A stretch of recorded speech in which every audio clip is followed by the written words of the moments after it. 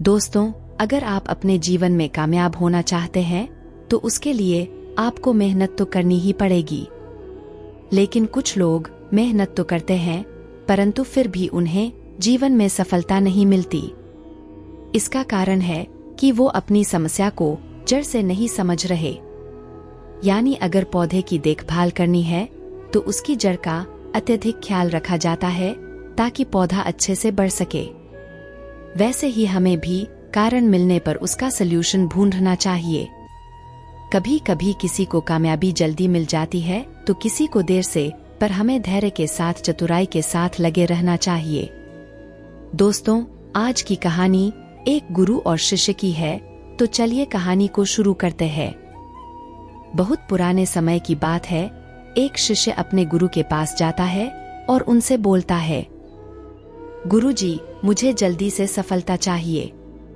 मुझे कुछ ऐसे उपाय और तरीके बताइए जिससे मैं हर समस्या को जल्दी से हल कर सकूं। उसकी बात सुनकर गुरुजी बोले कि ठीक है, मैं तुम्हें वो तरीके अवश्य सिखा दूंगा जिससे तुम अपनी सारी समस्या को जल्दी से हल कर सकोगे। परंतु उससे पहले तुम्हें मेरी बकरी को खूंटे से बांधना होगा। शिष्य ने कहा, ठीक है गुरुजी। परंतु जैसे ही शिष्य बकरी को बांधने लगा, वो उछल कूद करने लगी। बकरी कभी इधर तो कभी उधर भाग रही थी। दरअसल ये बकरी किसी के भी काबू में नहीं आती थी। शिष्य ने बहुत कोशिश की बकरी को बांधने की, परंतु वो काफी समय तक नहीं बांध सका। फिर शिष्य ने अपनी चतुराई से काम लिया और उसने बकरी को पकड़कर उसके पैरों को रस्सी से बांध दिया। अब बकरी शांत हो गई थी। उसके बाद शिष्य ने बकरी को खूंटे से बांध दिया। गुरुजी अपने शिष्य की इस चतुराई को दूर से देख रहे थे और मंद ही मंद मुस्करा रहे थे। गुरु को ऐसे मुस्कराते देख शिष्य ने पूछा, गुरुजी, आप मुझे देखकर हंस क्यों रहे हैं? इस पर गुरुजी ने कहा कि तुम्हारे सवाल का जवाब तुमने स्वयं ही दे दिया।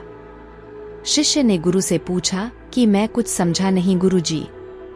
तब गुरुजी ने कहा कि जैसे तुमने बकरी को बांधते समय अपनी चतुराई से काम लिया, ऐसे ही तुम्हें अपनी हर समस्या को बिना घबराए चतुराई से हल करना है।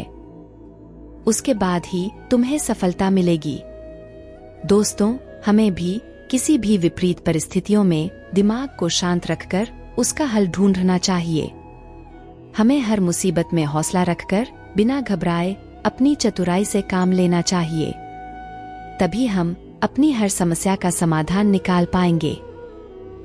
तो दोस्तों, मुझे उम्मीद है कि आज की ये स्टोरी आपको अच्छी लगी होगी और आपने इससे कुछ सीखा होगा। ऐसी ही स्टोरी के लिए प्लीज आप मेरे चैनल को सब्सक्राइब कर ले। मैं हर दिन ऐसी स्टोरी लाती रहती हूँ।